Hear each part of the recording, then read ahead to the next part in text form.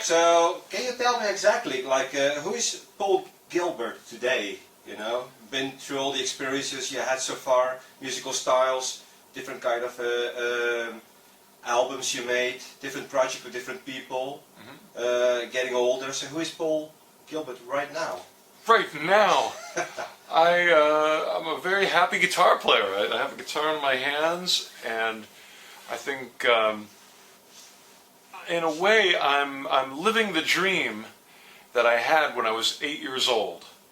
And when I was 8, I couldn't play the guitar, but I wanted to. And the reason I wanted to is I had riffs and melodies in my head. And I'd walk around going, you know, but I didn't know how to play it on the guitar. And now I can get those things out, you know. Whatever I think of, I can make it happen on here. So I'm a very happy 8-year-old. So it means before you didn't have those abilities? Well, it's funny because when people study guitar, including me, you know, at first you can't just play whatever you hear. You have to learn how to tune. You have to learn which finger goes where. There's so many complicated things to learn, and then you start getting into scales and arpeggios and all these things, and they can all be helpful. But I for a long time, for many years, I forgot about my original goal, which is just to play what I heard in my head, and I found that so. You know, I can't play everything I hear in my head, but I can play a lot of it. So it means you were way too much into the theory, into let's say the theory of music instead of listening what you really hear. Well, I think what happens is when when guitar players practice, a lot of times you train your hand to do things, and hopefully you train to do something that you like. You know, for example, when I was a teenager, I worked a lot on doing like Van Halen-ish kind of.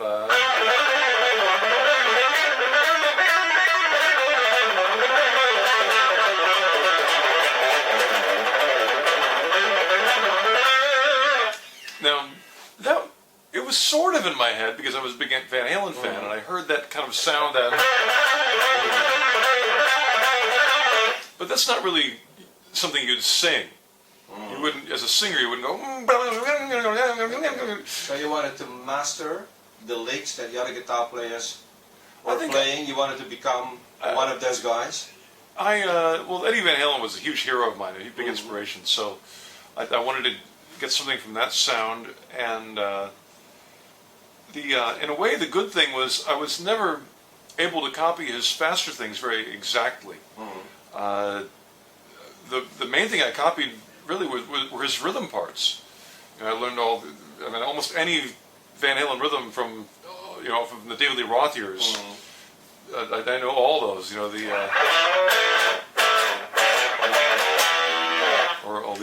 like I love the shuffle stuff because a lot of shuffles like bottoms up.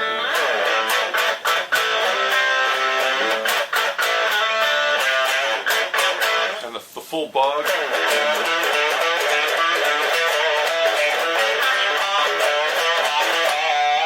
Or that was the one I love is Out of Love Again, which is really funky. It's like 1, 2, 3.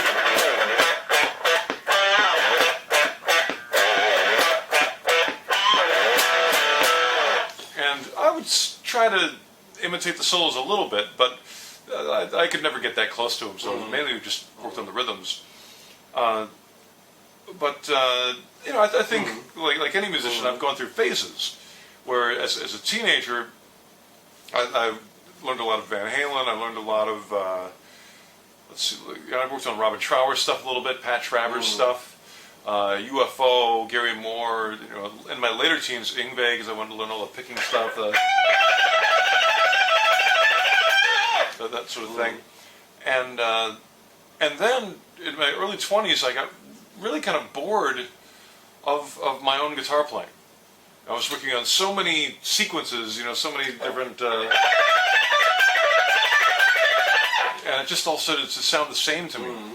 And I saw a really inspiring Todd Rundgren concert where he had a 13-piece band, And he had a great guitar player, a guy named Lyle Workman. But it wasn't the guitar playing that affected me about the concert. It was the songs and the singing and the harmonies and the arrangement, the dynamics.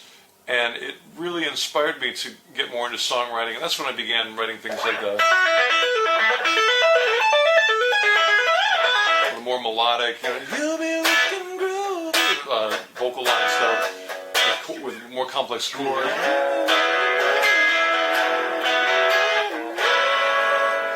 I was getting much more into pop music. And then in my 30s, I kind of got into pop punk because Green Day was big. There was a band called the Wild Hearts that I really liked. Wild Hearts had a great tune called I Want to Go Where the People Go, which actually uses a fairly complex chord. It's it's a minor, or that's just a major seventh. But just a really heavy song and a great pop punk band.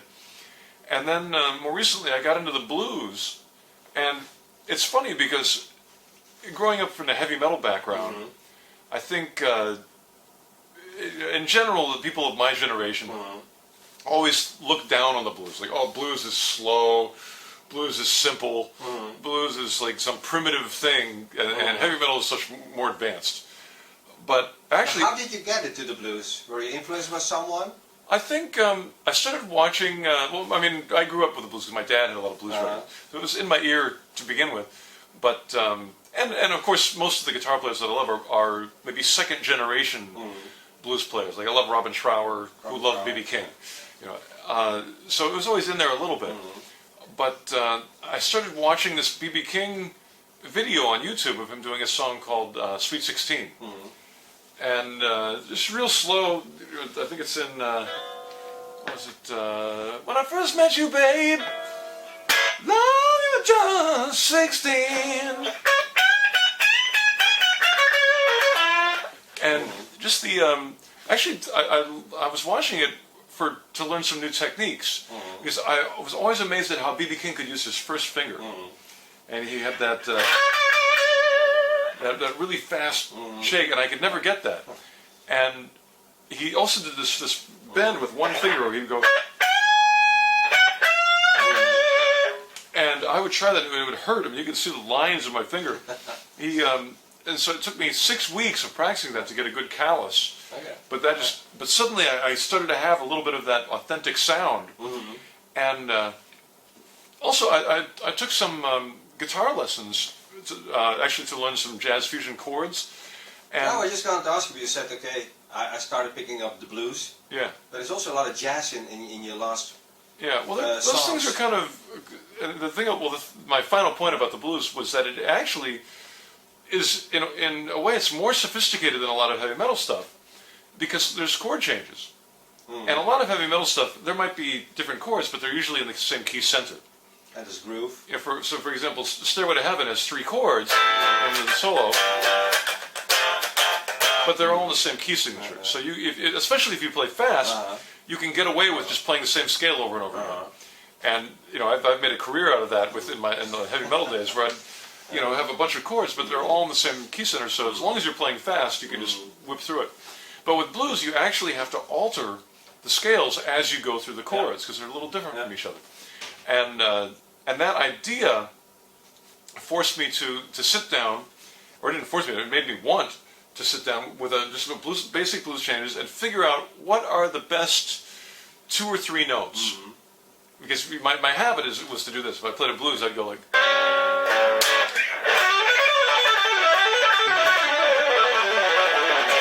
and that'd be my line. And the last note was a good note. I ended on the root. But the rest of it is just a scale that I knew would work, and it would just be. But what I wanted to do was get back to my 8-year-old self and think.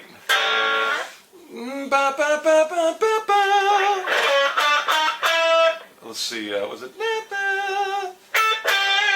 And be able to play exactly what I thought.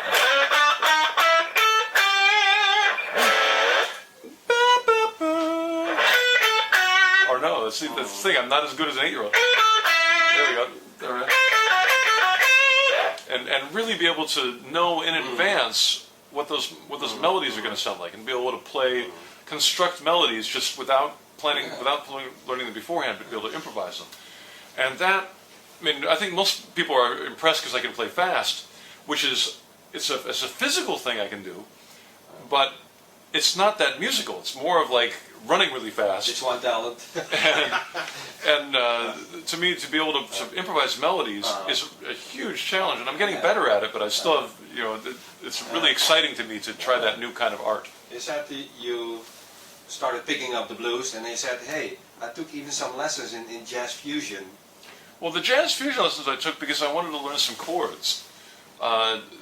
There were certain songs, you know, for example, if I hear an AC/DC song, I can, without even picking up a guitar, I can figure out what the chords are. Or and most Beatles things too, like I can hear the chords, and I'm familiar enough with that style where you grew up with I grew up with it. I can just play. But jazz stuff, like if I hear Steely Dan or something, and that's sort of jazz pop. But you know, I have. Who gave you lessons? Oh, a guy named Barrett Tagliarino. And actually, we were students together at MI when I was a student there in the 80s. But I really wanted to learn, there's this Chaka Khan song. She does a cover of Night in Tunisia. And it's retitled, I think they call it The Melody Still Lingers On.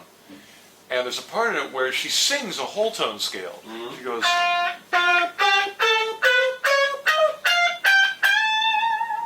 And the chords behind it, I could not figure them out. And so I went to Barrett and I said, "Barrett, you got to help me with this." And he had actually a computer thing where he could slow it down, and it would show on the screen what the notes were. But he could hear it anyway because he's more familiar with jazz. And I think it was. It's funny because I taught it to my band so they know it. But it's what were those chords? If I can just remember the first one, I'll have the rest.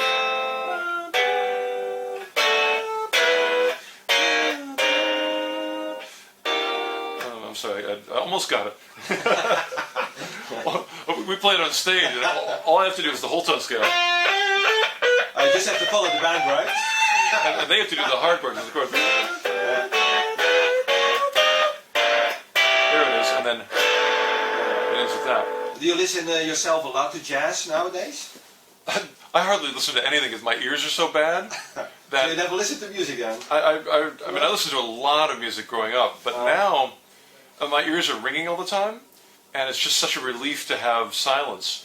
And so if anything, I listen to my own playing a lot, and I listen to new music that I want to learn, but it's hard for me to listen to music for enjoyment, just because my ears are so destroyed. It's sonically, like, you know, when I was a kid, you know, I had a good stereo, and I would just enjoy the, like, big bass and like sparkly treble, and you know, I just crank up, you know, great sounding albums and just be like, you know, stick my ear in the speaker and be, oh, this is great.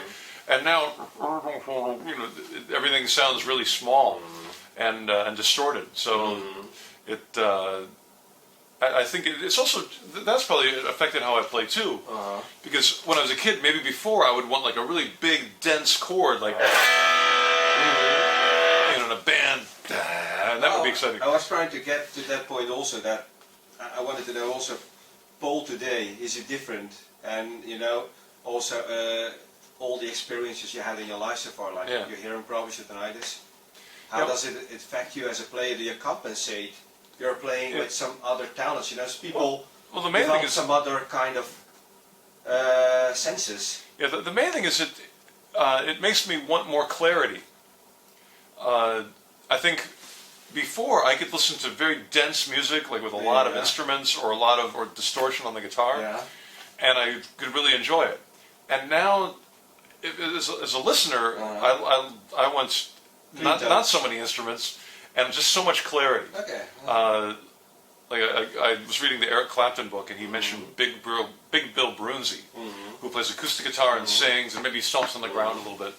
And that to me is really enjoyable music to listen to, because it's so simple. It's just voice, acoustic guitar. And my ears can still pick that out. But to hear, like, let's think, like any modern recording is so compressed, and so much stuff in there, because Pro Tools you can have 1,000 overdubs. And so it's hard for me to listen to new music. Old stuff is more easy because it's live, and it's just, you know, 4 guys in a room, and so that's not so bad. No. But for my own playing, it just makes me want to play very clearly. I really want to hear the notes, so I just want to play with no noise. Well, like a little while ago, I had an interview with Andy Timmons. Yeah. And, you know, what worries me a bit that a lot of musicians right now have hearing problems. You know, you're on the stage all the time. A lot of people having in-ears. Oh, some yeah. people say it makes you even more deaf easier than with wedges. Yeah. And Andy, we talked a lot about his tinnitus, his hearing problems. Yeah. And also about you, because you had a lot of help from your doctors also. You advised him to call some people. He had some guys locally where he lives that helped him a lot to neutralize some frequencies, he said. Wow. So what he has right now is that, you know, some bass, some ringing is gone. Yeah. Because he has some kind of an exercise he got from the guy. Oh, wow. To neutralize certain frequencies. Yeah. I've never tried that. Well, maybe it's good to have a chat with Andy about that one, because it helped him a lot. Yeah, the ringing actually doesn't bother me that much. It's the thing that's annoying to me is I can't hear people. Like speech is tough. For music, really the only thing I can't hear with music is hi-hat. So really high. So sometimes it's hard for me to play with certain parts, like with Mr. Big when we do Green Tinted 60s Mind. And Pat does this thing with a backward. He sort of simulates a backwards hi-hat. Yeah. Like shh. Okay. I can't hear it, and so you know he's always worried that I'm going too fast or too slow because I'm just guessing where it is. But as long as there's kick drum and snare, I can tell where I am. Well, we just mentioned Andy Timmons, for example. I would like to name some guitar players, and I would like to know how you think about those guys. Okay. And what they meaning of. Like, what does Andy Timmons mean to you? Well, I really like jamming with Andy Timmons. I've done a lot of jam sessions with him at the NAMM show and different things in Japan.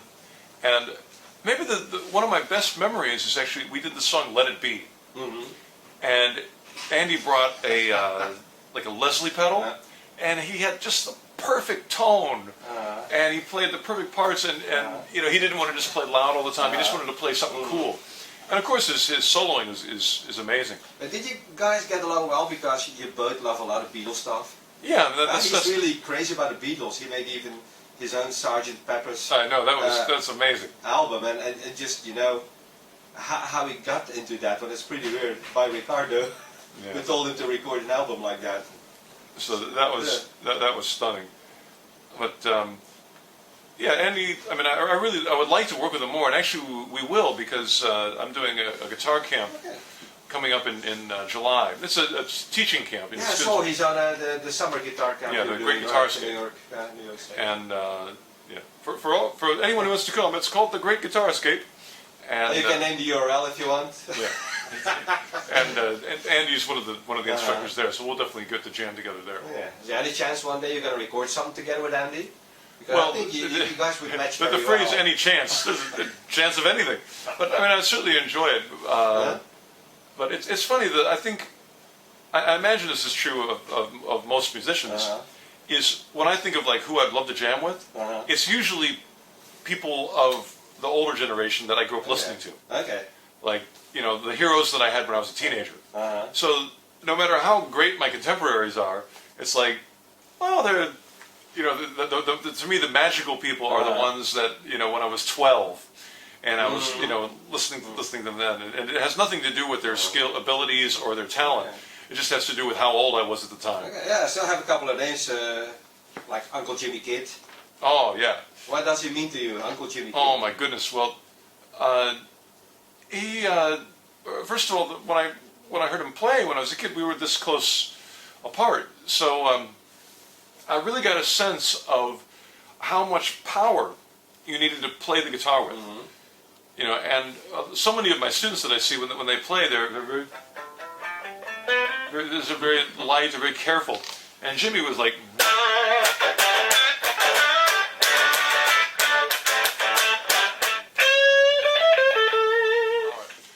So I have an online rock guitar school, and I do a lot of extra things for it. So I did this interview with Jimmy Kidd, my uncle, and and just he really his level of power and level of being able to play what he hears in his head.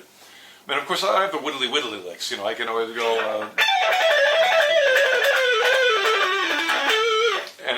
And he hasn't worked on that kind of stuff as much, but when it just comes to going, whoa, and playing this amazing note, he is so amazing, and I get so much inspiration from him. Another name, Gary Moore, because you play now and then a tune live. Gary Moore, I don't know, like, I wish that I could have the energy that he had. Because or the anger, or like, because when he does vibrato, there's an energy or an anger or some kind of emotion there that, I mean, physically, if I hear it, I can imitate it, but I forget. I think I'm too calm of a person or something, where I'll just start, you know, sort of relaxing a little bit, and you know, my overall energy level when I play the shows is pretty high. He's getting angry. So But Gary Moore is just like, wow, he's just like... You can see it in the videos that he really got angry at certain points in the tune. Yeah, he has such a fire to his playing, and his vibrato is so great, and actually, from playing the cover of Still Got the Blues, that is a challenging song to play for a couple of reasons. First of all, the main line that everyone knows,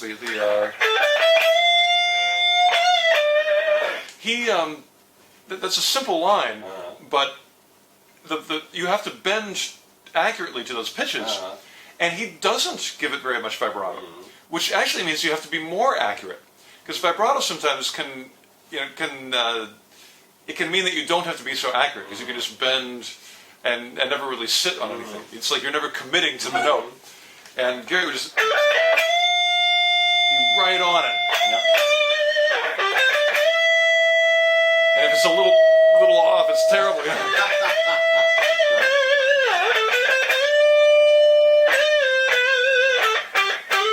And the rhythm has to be perfect, and so playing slow like that, I didn't expect it to be as challenging as it is. But how are the vocals of Gary? Because now you sing the tune. Goodness. You know, he was a better singer than a lot of people. He's an amazing singer. Because I looked up a live performance of it on YouTube, and live it's better than the studio. And I don't have the range that he has, so I have to use falsetto for a lot of it. But did you ever meet him or had the chance to play with him? I never met him, but I listened to his music so much. And also the solo at the end of that song, I mean, I'm no expert about Autumn Leaves, but it's kind of similar, the chord changes, I think, to, it's got that, or what is it, I think it's kind of similar to Autumn Leaves. Yeah. And I'm, you know, Autumn Leaves is one of the most frightening things to me in the world because it has those jazz changes, and again, I can get through it by playing fast. If I just go whittly through the whole thing, I'm fine, because most of it's in the same key center. But if I really want to play melodies and outline those chord changes, you know, that's what I've been working on, like every day. You know, for example, the first chord is D minor 7. I might, you know, play something like. But even that sounds like an exercise. I want to make it more, you know, I want to be the 8-year-old that hums it, you know.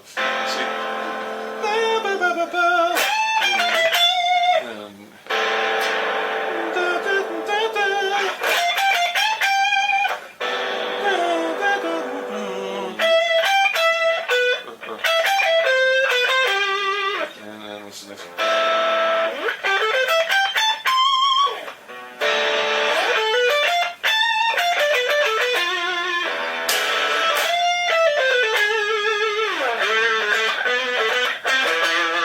So it sounds like we can hear some more, probably covers of Gary Moore in the near future, or even Tin Lizzy. I'll say it again? So Tin Lizzy and Gary Moore covers. Probably you're going to add some more in the near future. Well, in the past too, I mean, when I was 17 years old, I was covering that stuff. Was it Valentino's got a baby shine? Or I can't remember the chord. Valentino's got a... There it is. And what it takes he gives for what he's got. And what he's got he said he had not stole from anyone. And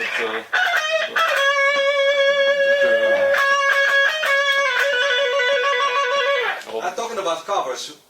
Is there ever a chance you're gonna put back together for fun electric fence? Oh my goodness, With that was an awesome cover band. Well, again, any chance. Was that fun? There's always a chance, but you know, basically I plan my life in like three-month segments. Okay. So at the moment I've got this tour I'm on, and you know I'm doing an Ibanez guitar festival thing in June, and then I've got the Great Guitar Escape. After that, it's just I don't know what's going on. We're still speaking terms with all those guys. I'm sorry? They're still good friends of yours, like Russ Parrish and Jeff Martin. I mean, I talked to Jeff a couple of weeks ago, actually. I haven't talked to Russ in a long time. I mean, we're certainly... Should go support Steel Panther. Nothing bad happened. We've just been busy. Yeah. Well, I think I got to go, so give me one more.